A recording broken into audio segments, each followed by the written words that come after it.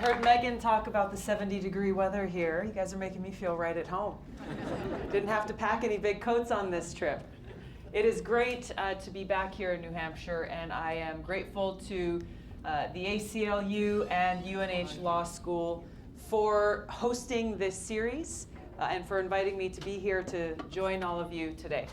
I'm glad to have the opportunity to introduce myself to you and to share a little bit about why I'm running for president. You know, I'm having the opportunity to travel to different parts of the country, to gather with small groups and large groups of people. I am filled with hope, and I'm inspired. Because even as you scroll through Twitter, or you turn on the cable news, or you scroll through the headlines, you see a lot of darkness, a lot of divisiveness, a lot of bad news, a lot of hatred. I think sometimes we feel like it's difficult to escape this. But it is in the hearts and voices of the American people where we find our hope, where we see the opportunity to pull ourselves out of this dark hole we find ourselves in, and to build this path forward, to bring about the kind of real, big systemic change that we need to see in this country. It is disheartening, and I can tell you it's disheartening from Washington, where I've served now for over 6 years. But I know a lot of you feel the same way that I do, to see how too often, whether it's self-serving politicians or greedy corporations or some in the media, who constantly try to tear us apart, who for their own power or greed or ratings or whatever their motives may be, are trying to incite this divisiveness, to pit one group of us against the other, whether it be because of our politics, or the color of our skin, or where we come from, who we love, how we worship. All of these things that make us unique are too often in our world today being used to tear us apart, which is unacceptable on so many levels, but especially because it undermines our values. It undermines who we are as Americans. And it undermines this vision that our founders had for us. This vision of standing together, standing united as Americans, and making sure that we have a government that is truly of the people, by the people, and for the people. These are words we have heard so often throughout our lives, right? A government of, by, and for the people. But it is that for the people that has been so forgotten. How many of you feel that our government, that our leadership in Washington is truly living out that vision for the people? It's not. Instead, what we have essentially, and we see this carried out through the policies that are being passed in Washington, the things that are being talked about, is really what we have as a government that is of the powerful, by the powerful, and for the powerful, while we, the people, get left behind. We have a government that is of the special interest, by the special interest, for the special interest, those greedy special interests and corporations who have the money to buy the lobbyists, to pay for their seat at the table, to help write the laws that'll benefit them and negatively impact us, and we, the people, get left behind. This is the state of affairs that we are facing in this country right now. And this is at the heart of what needs to change, to bring these values and principles of service above self to the forefront, to make sure that our government is truly for the people, that our voices are heard, that the well-being and the interests of our people and our planet are being put at the forefront of these decisions that are being made in every single part of our lives, from domestic policy to foreign policy, in every single part of our lives. Now, sometimes as we organize, as we gather around kitchen tables and in living rooms and in classrooms and workplaces, it seems like the obstacles are just too great. that the powers that be are so deeply entrenched, how is it possible that we can overcome?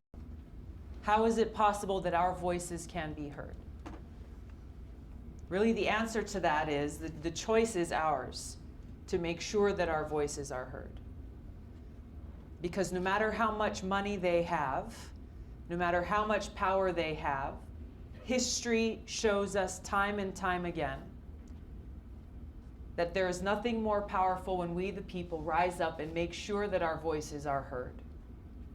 When we, the people, stand united, motivated by this care and this love that we have for each other and for our country.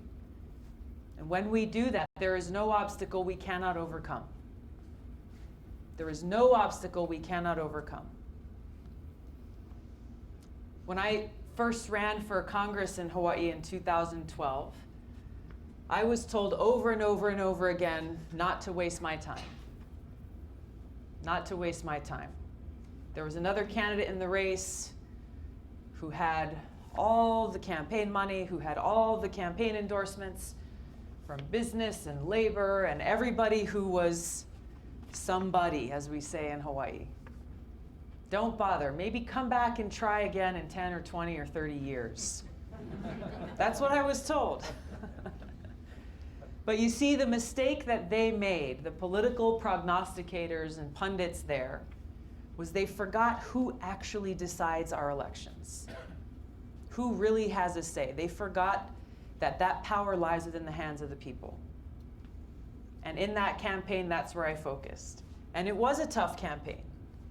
I was virtually unknown when we began that campaign, but we worked hard, and I went to communities all across our state and every island across Hawaii, asking people for the opportunity to serve them.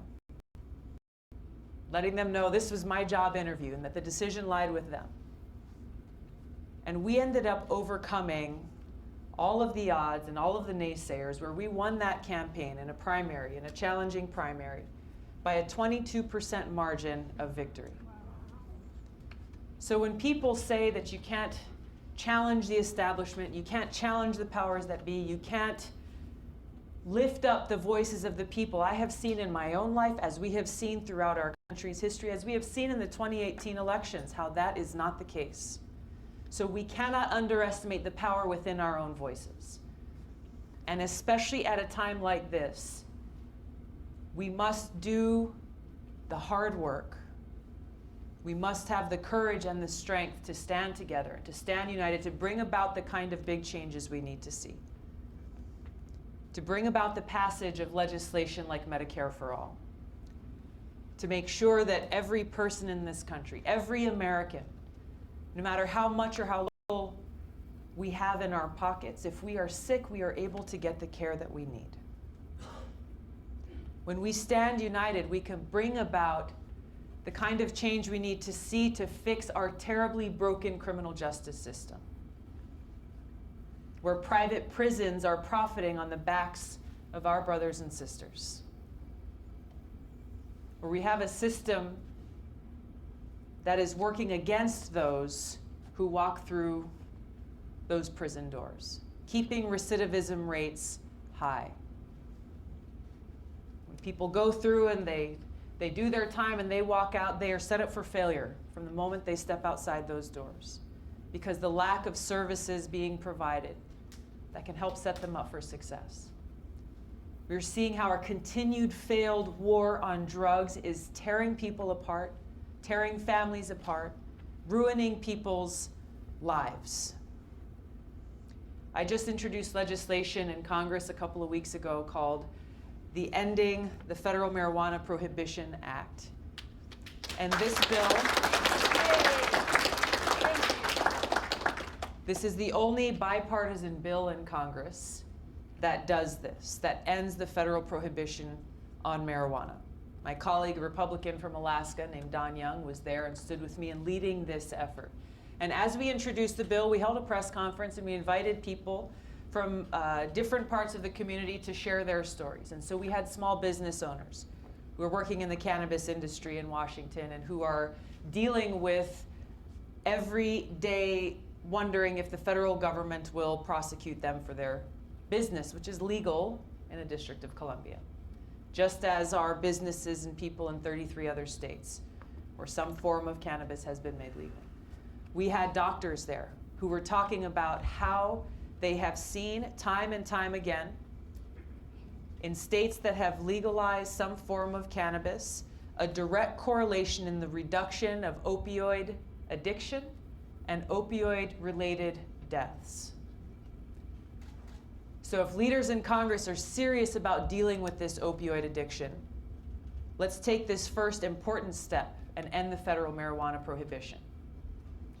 We had a veteran there who talked about how our veterans are struggling and dealing with the fact that in the VA, whether they're dealing with post-traumatic stress or traumatic brain injury or chronic pain from combat-related injuries, doctors in the VA are prohibited from giving them a referral to a cannabis dispensary for medical marijuana. So what are they left with? They're left with opioids, these highly addictive opioids. I met with a veteran in Manchester earlier today, a Marine who was deployed a couple of times to the Middle East. He got blown up 29 times. He came home with severe post-traumatic stress, got a 100% disability rating from the VA because of his injuries, and the VA was giving him these opioids. And then one day they said, okay, we think you're better, and they stopped. They stopped. What do you think happened? Heroin. Exactly. Heroin. Because like 80% of heroin addicts, they started with these opioids. And so he put it nicely as he was just telling me about his own story. He said he got into a little bit of trouble. And the fact that he had such a positive and gentle outlook on things was amazing to me, given what he had been through. But he was a living example of some of the problems that we continue to face. The lack of access to veterans treatment courts and drug courts and these other paths that divert people away from a criminal justice system when really what they need are just some help. There was another person who attended that press conference in DC, a guy named Harry, who was from Virginia. He was not an activist or an advocate. He was somebody who got a call the night before saying, hey, they're doing this press conference in DC and I really think the country needs to hear your story. Harry's African American, college in Virginia, studying computer science, bright outlook on his life when he was arrested for marijuana possession, use. Immediately, he got 2 back-to-back mandatory minimum sentences of 5 years, a total of 10 years. No ifs, ands, or buts. He served 10 years in prison. He talked about his cellmate who shot someone in the chest and killed him. And his cellmate got out of prison before he did.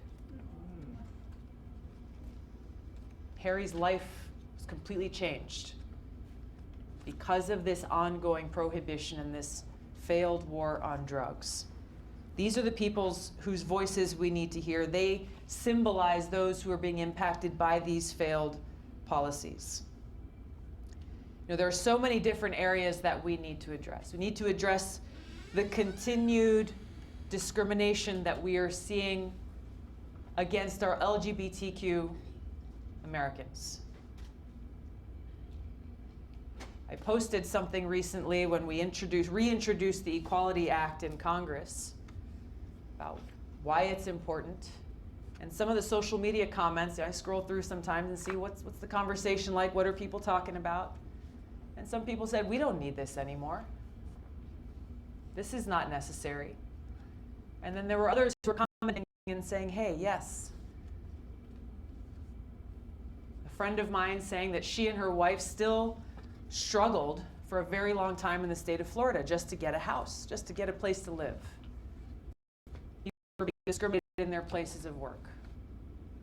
There are so many examples of this discrimination that's continuing today that we have to stand united against to bring about change to the Equality Act. Bring about changes to reform our immigration system that continues to cause so much harm on so many people. Bring about changes to address climate change, to protect our environment, to make sure that we are making the need to make away from fossil fuel renewable energy economy. This is essential for our future. None of these issues are partisan issues. I was in Mac earlier today, where I talked with friends and heard poisoned by water. We all are. Everywhere. Entire planet. People are being poisoned by our water. And I listened to them. My heart was breaking for what they're going through. How their children are possible here in the United States.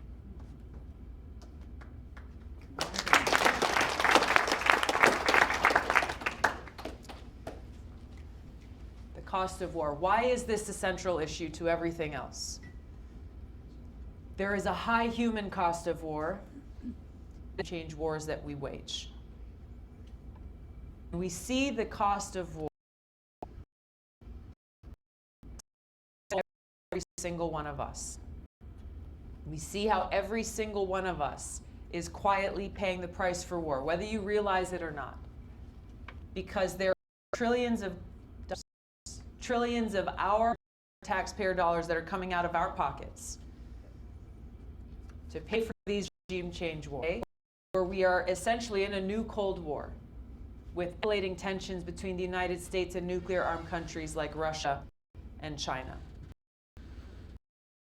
So we see how this cost of war is essential to every other issue, because unless and until we end these regime change war, this new Cold War nuclear arms race, and create this peace dividend by taking the trillions of dollars we're spending on these wars and weapons and bringing it home, back into our pockets, back into our communities, back to serving the needs of our people. Unless we do this, we will not have the resources. We will not have the money that we need to make those investments.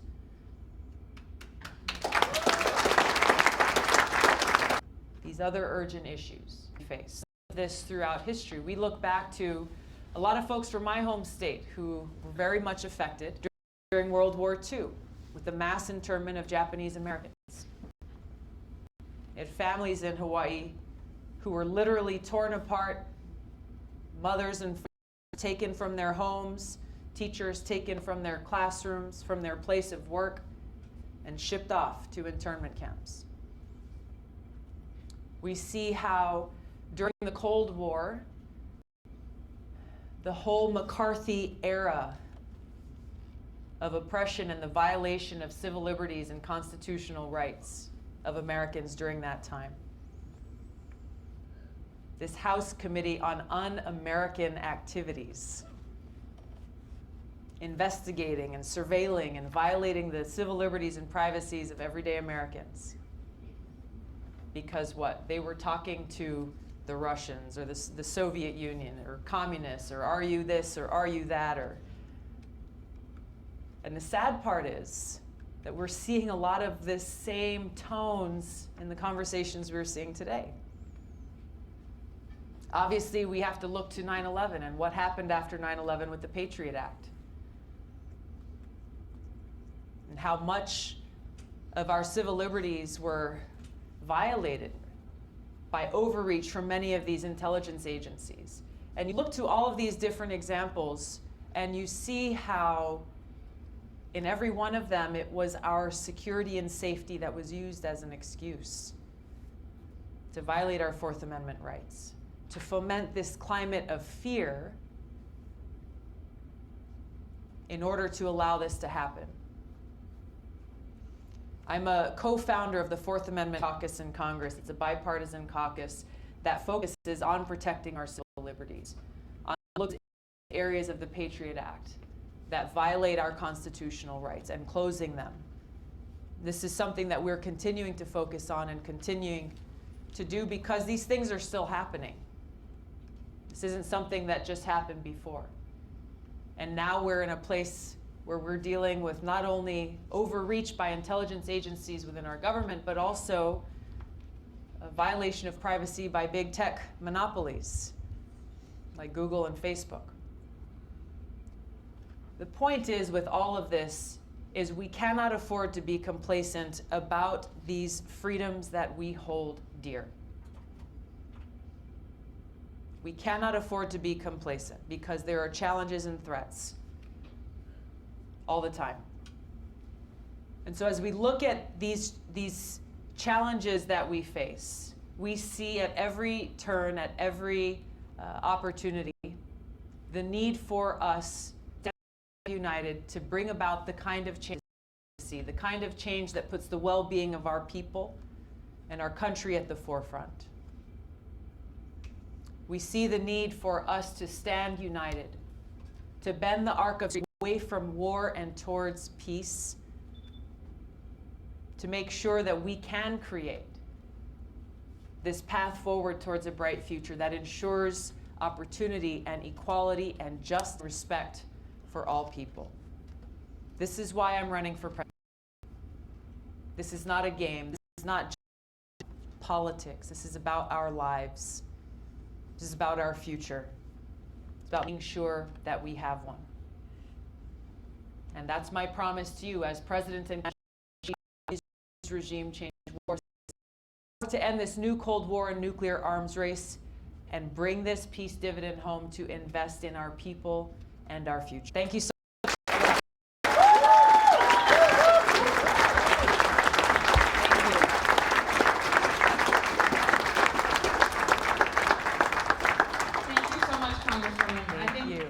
A number of the questions that are going to get asked tonight are going to touch upon the themes that you mentioned in that speech. So we have a combination of questions that are on index cards submitted from audience members, and then we'll take a number of questions from the audience directly. Great. We are going to start with one on the card that actually touches upon something that you said, which is you're a great expert on privacy. If people have been paying attention to the news, Facebook dropped a pretty big announcement this week that they happen to expose hundreds of thousands of people's Instagram passwords. Shocking, I know. In response to that, so the question is, as president, how would you protect consumer data in this world of big tech? Yeah, this is such an important question, as so much of our lives is captured online, really. Look, I think especially with these big monopolies that are not only invading our privacy and misusing the information that we share with them, we're also seeing how they crush any others who compete, who try to offer other services. We see this happening here in the United States as well as is happening in Europe. So we need to work out oversight and accountability, walking that balance to make sure that government is not overstepping its boundaries, but that we are doing our job to protect people, to protect our information, to protect consumer data. So this is something that I'm looking at, seeing exactly what actions need to be taken so that there is a punitive damage on companies that treat our information so lightly and not take seriously our rights and our privacy. Do you think there should be consequences for companies like Facebook that have these exposures? I think there absolutely should be. Questions from the audience. We'll go back and forth. Right here in front row. Okay. Well, as you can see from the show, free press, free speech, free Julian. Free speech, free press, free speech, free Julian. I know you've been outspoken right from the get-go about Julian Assange's arrest. Yeah. Thank you for that. I would like you to put in your platform to pardon him. To pardon Chelsea Manning, who's already been pardoned, but who, as we know, has been reprisoned because he won't speak against WikiLeaks, Julian, and to pardon Snowden. I beg you to do that.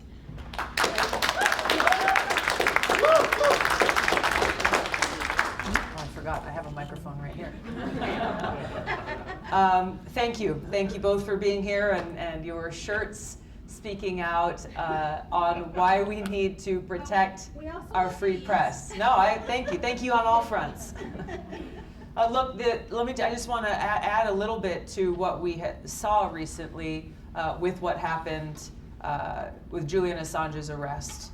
And I want to thank the ACLU, because the ACLU was, I think, one of the lone voices speaking for freedom in a whole choir of people who were cheering on his arrest and who were trying to distract from what was really happening by saying, look, this is about freedom of speech. This is not about freedom of the press. It's about a conspiracy charge. When we really understand the bigger picture of what's happening and how dangerous it is for our government to be in a position of creating this fear-based climate, that whether you are a journalist or a publisher, or for any of us as everyday Americans, if we put out information or if we say things or do things that the government doesn't like, then there will be consequences. It doesn't get much more offensive to us as Americans to have our freedom so directly undermined as that. There's a reason it's the First Amendment. That's exactly right. That's exactly right. I would just like to add, I have a limited number. We'll get to those after the event. It's very quick. Yeah. A limited number of Yeah. handouts for people who want to write letters to him. He So is Belmarsh, we're gonna move on to other which is questions. the Gitmo of the UK. So during you. your opening remarks, Yeah. there was a lot of talk about ending mass incarceration and the impact of the criminal justice system. So one of the questions that's actually come up at a number of these forums is, would you support restoring voting rights to those who have been formerly incarcerated? Yeah. And then the second question that's actually here is, would you support allowing people in prison to vote? Great questions. I think to the first question, and I have been outspoken on this, is we must restore those voting rights to those who are formerly incarcerated. Otherwise, how can we say once you serve your time, once you have done your time, that we want you to come back in and enter society and get a job and to live a successful life, but your voice is not allowed to be heard. So that is a change that we need to see made across this country. I know there are some states that are doing this on the state-by-state level, but we need to see this change across the country. I have concerns about allowing for votes for those who are currently incarcerated, because I think it provides a danger of those who are in positions of power over those who are incarcerated, whether they be prison guards or wardens or whatever, unfairly exercising or abusing their authority to try to leverage to get people to vote one way or another, to say you will vote for this party or this person or else consequences. So I think that's a danger that we've got to be concerned about for those who are currently incarcerated. Other questions from the audience? We'll go right here. Thank you so much. So 1 in 5 Americans, including 19% of likely voters, are people with disabilities.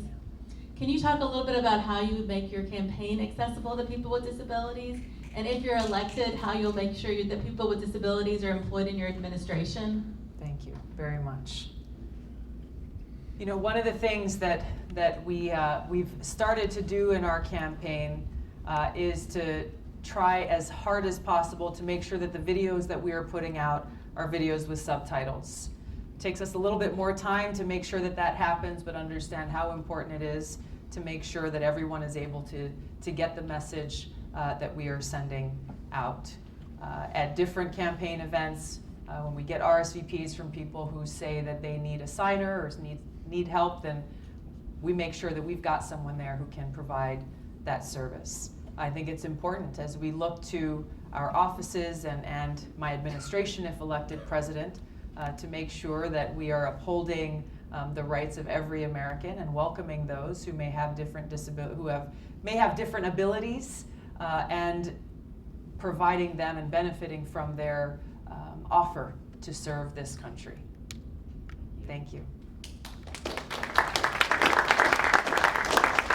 So we have a specific question. Sure. This relates to reproductive rights, which is, would you commit to lifting the Hyde Amendment and other government bans on insurance coverage for abortion services?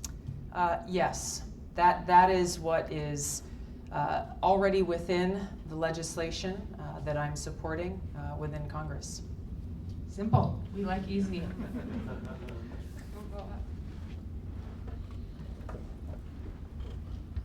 Thank you. All right, so one thing I admire most about you is your determination to fix our broken criminal justice system. And earlier tonight, you mentioned your bipartisan legislation to end the prohibition of marijuana, which I love. As President of the United States, would you support the release of inmates incarcerated for purely nonviolent marijuana charges? Yes. I like that answer. Yes. As my legislation looks forward to ending the federal marijuana prohibition, I'm also a co-sponsor of legislation that would deal with those, both those who have criminal records from their past and expunging those records, but we do also have to address those who are currently incarcerated for nonviolent marijuana charges. Thank you. That was a short one. We'll go over to this side of the room. Hello, Congresswoman Gabbard. Hi, my name is Alex, and I'm an ACLU voter, which means civil rights and civil liberties are super important to me. I am non-binary and genderqueer. This means my gender falls in between male and female, and I use they/them pronouns. Here in New Hampshire, we have 2 bills currently being voted on that would add a 3rd gender option to birth records and state-issued IDs.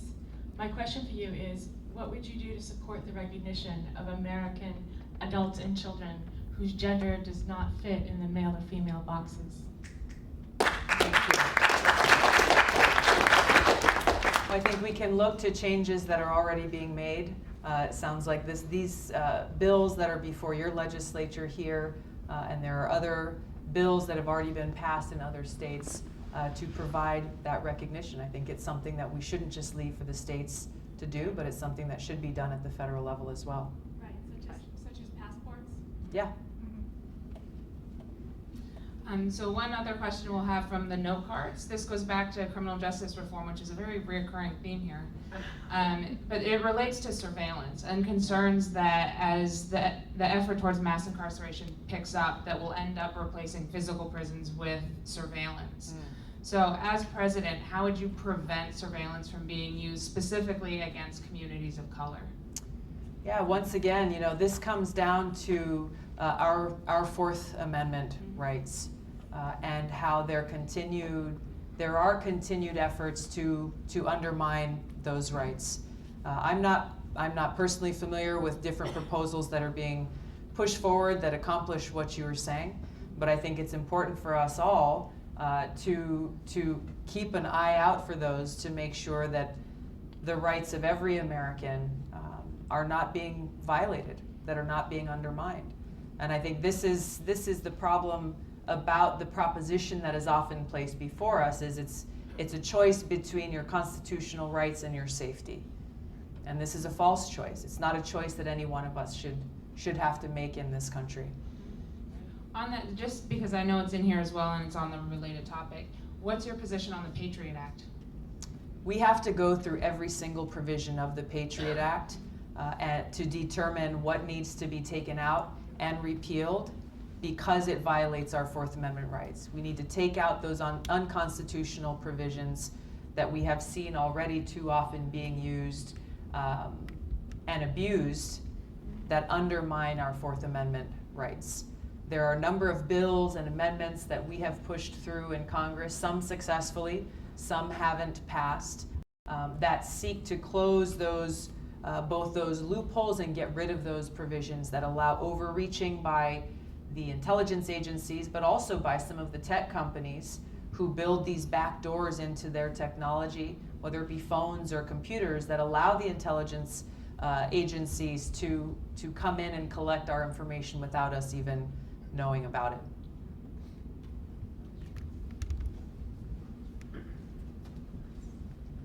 Good evening, Congresswoman. Good evening. You were talking earlier about the dark hole that is Washington, right? Yeah. And I would argue that it's actually a dark tunnel of climate change. And that dark tunnel, we have no idea what's coming at us from either side, and we have no idea what's at the end. There may be a point because of a catastrophic event where you would have to declare martial law. How does your military training help provide you with the ability to do that fairly and equitably? That's a huge hypothetical we're talking about here. It's a significant possibility. For a number of reasons. I think my experience both as a soldier and one who has been deployed to the Middle East, I have a unique appreciation for our freedoms, the power that comes along with those who serve in our military, and the need for us, the responsibility that we have in government, in a civilian-led government that we have, to make sure that those powers are not being abused. I don't take lightly the fact that when we as service members enlist and we take an oath to serve our country, to uphold the Constitution, that's not a small thing. And so I think through my service, both in the military as well as in Congress, I would have a unique ability to be able to strike that balance to make sure that ultimately there's not a violation of our constitutional rights. It's a good answer.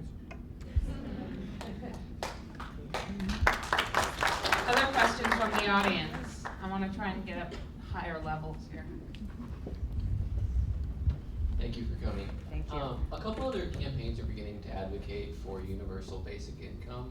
And I'm wondering what your thoughts are on that, if that's something your campaign's looked at, perhaps ending some of the wars in the Middle East might have additional monies, and that might be something you'd be able to do. Yeah, no, thanks for your question. It's something that I am currently looking at. I think there's a lot of potential and opportunity to address, the question was about universal basic income and whether or not that's something that we're considering. It is something I'm considering and doing my research to see and understand what all the ramifications would be, pros and cons, cost, to look to see how we could potentially use it to eliminate some of the costs that go towards bureaucracies and empower people. So stay tuned on that one. Thank you. Other questions? Hi, thank you for coming. Thank you. So we have a really divided country right now. And I really liked what you said before about rising up and taking our government back. Yeah. But I would maintain that there are a lot of people in this country who said, we rose up and took our government back, and that's why we voted for Donald Trump. So what would you say to those people, and what would you do to try and unite our country again?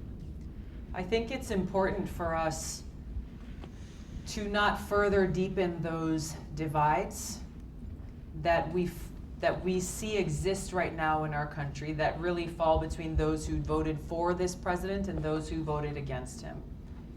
Because as I've found through different communities that I've gone through, different people that I've met people and I know people who voted for Donald Trump.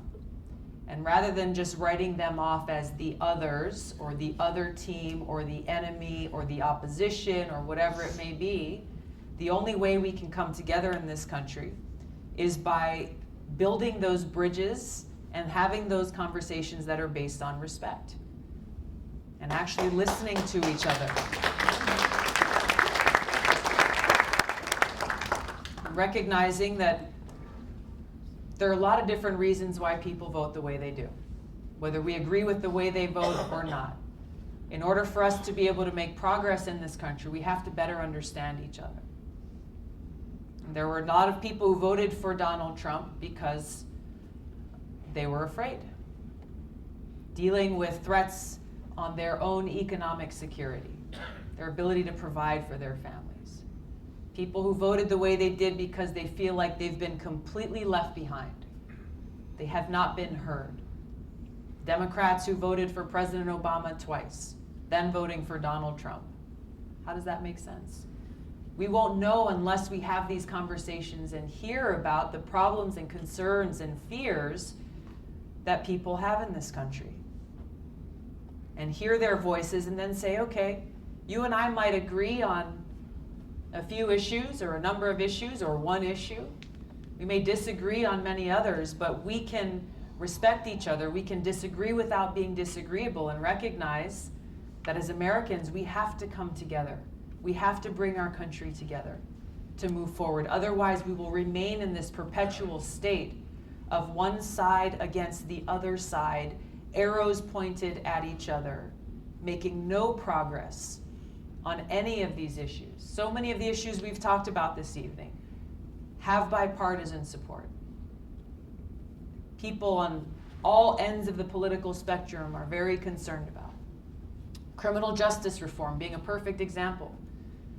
If we allowed ourselves to remain in our opposing camps, we would not be able to see the kind of progress we are seeing now on criminal justice reform with the passage of the First Step Act in Congress, where we have the ACLU has been a tremendous leader on this issue and working with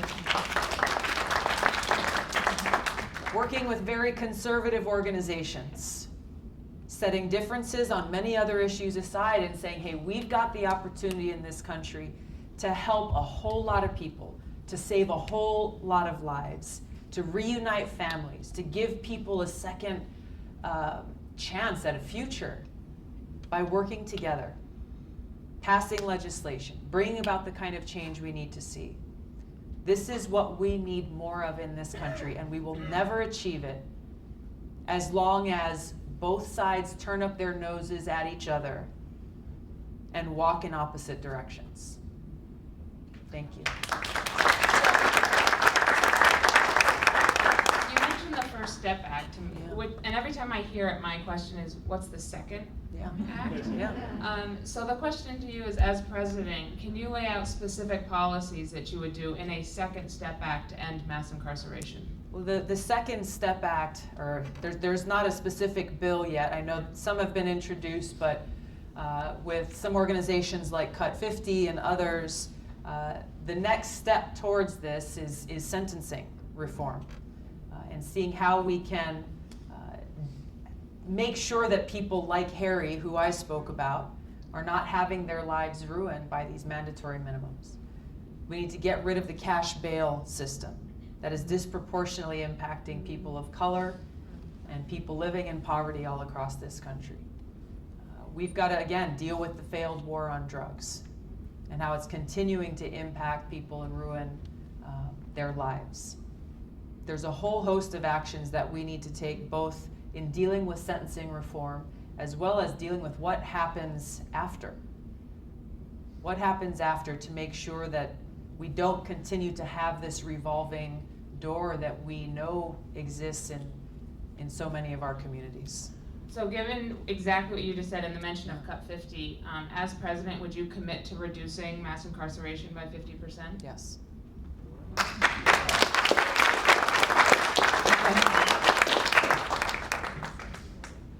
you. Congresswoman, thank you for being here. My name is Peyton Livingston. I'm the co-chair of the Bow Democrats down the road. Can't support any candidate, but I love your thoughts on the great experiment. I do want to point out the fact that I love you're the first candidate to bring the Constitution back in the preamble, we the people, because I think it goes understated nowadays that you yourself, as well as almost 50% of this room, are not thought of when that was first penned. So thank you for that. Now, go ahead, she deserves it, she's the future. My question, so being a white male from privilege, I admit it.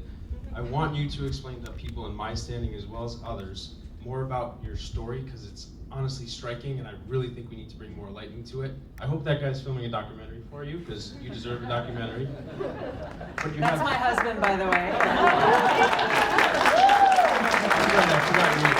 So you have an extremely unique individual cultural identity. You have a great military, you have wonderful military service and exceptional public service, and you grew up in Hawaii. That's awesome. But on top of all of that, you're also part Samoan, and your interest, the